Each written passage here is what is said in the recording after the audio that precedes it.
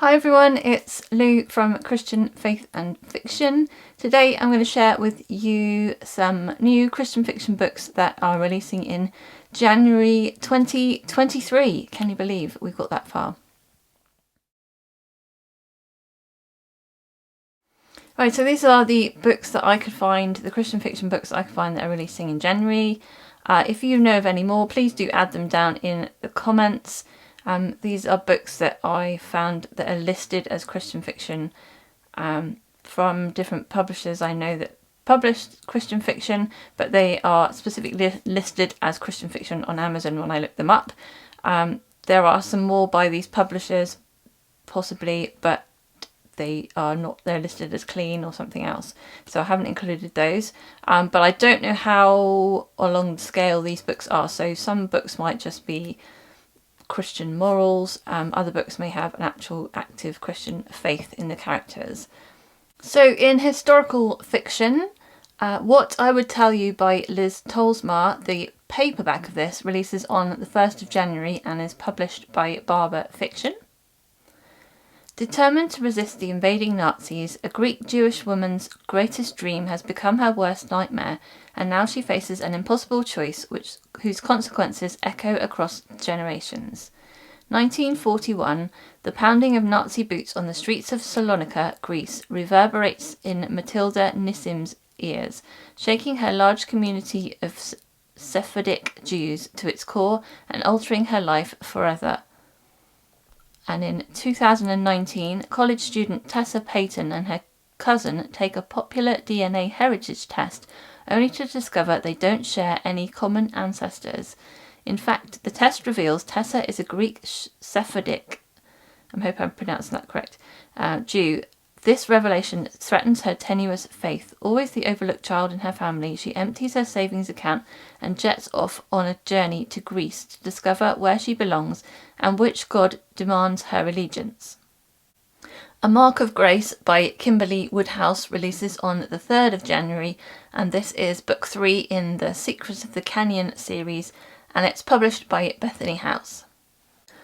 Ruth Aniston survived an injury that left her physically scarred, broken and angry at God. Now she finds herself working behind the scenes as a kitchen supervisor at the El Tovar Hotel, hidden away from curious eyes. When money begins to disappear from the hotel, Ruth's entire livelihood is put at risk. Frank Henderson has at last succeeded in obtaining his dream job as the head chef at the El Tovar, but with the continuing thefts at the hotel and his growing affection for Ruth, Frank's career and his heart are in jeopardy.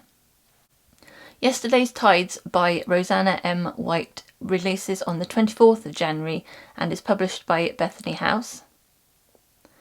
In 1942, Evie Farrow is used to life on Ocracoke Island, where every day is the same until the German U-boats haunting their waters begin to wreak havoc.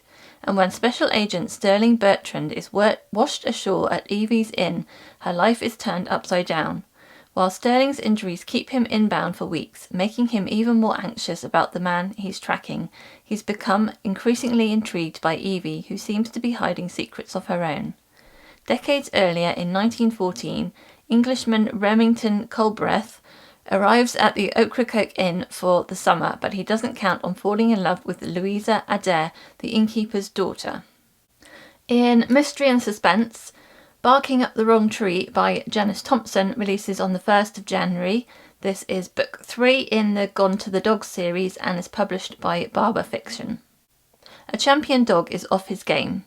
Inquisitive, detail-oriented veterinarian Kristin Keller prides herself on winning over any dog, but has this self-proclaimed dog whisperer finally met her match in a Sheltie named Remington, who has just won the Texas State Agility Course competition?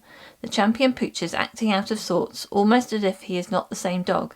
Has he by chance been switched out with another dog just before the next big competition? Is that the name of the guy just now? Yeah. 2 characters, 1 dog and 1 person called Remington.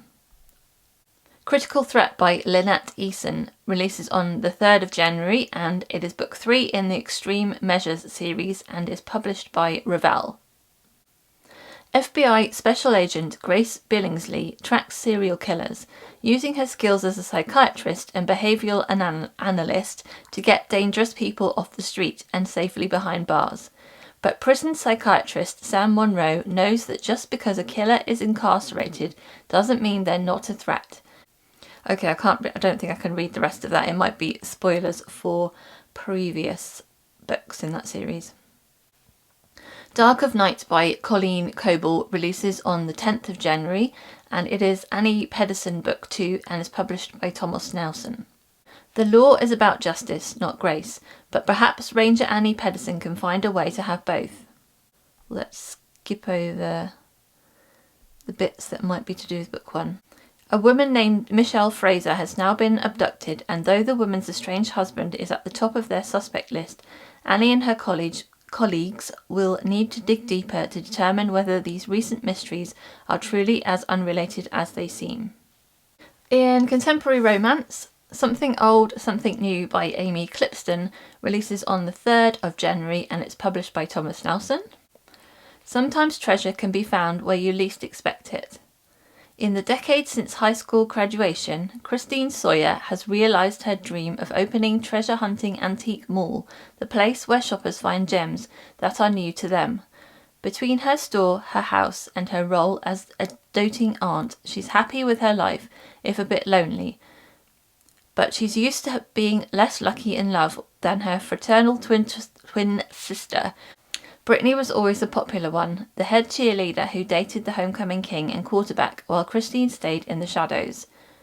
Brent Nicholson is still trying to come to grips with the shambles his life has become. After leading his football team to a state championship, he suffered a career-ending injury. Now he's lost his construction business thanks to his so-called best friend.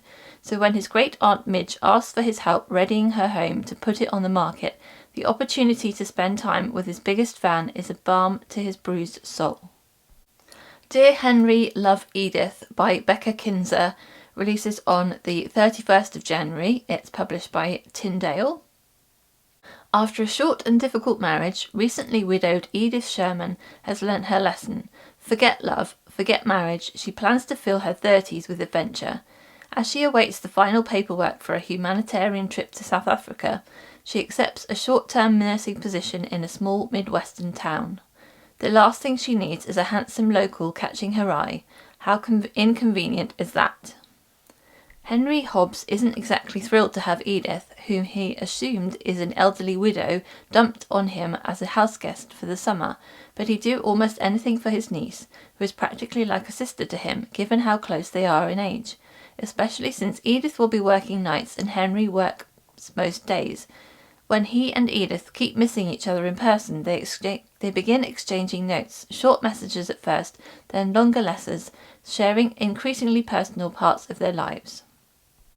Love Through the Seasons by Tracie Peterson is releasing in paperback on the 1st of January and is published by Barber Fiction. 4 short contemporary romances from best-selling author Tracie Peterson take readers to the author's native state of Kansas. A single mother is braced for spring tornadoes and stormy weather when she encounters her son's scout troop leader.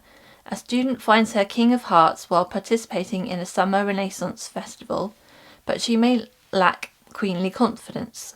Autumn isn't just about the changing of the trees for a widow living with her mother and aunts on the family farm. It's all about falling for love. A wife faces silent nights during winter as her marriage begins to crumble at Christmas time.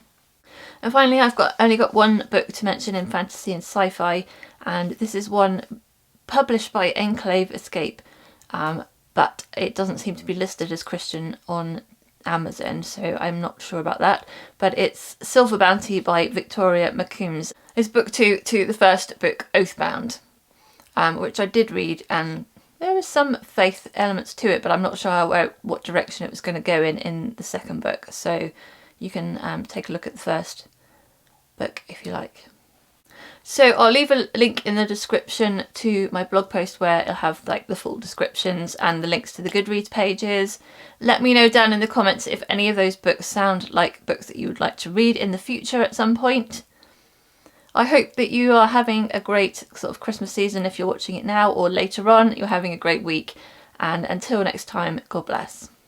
Bye.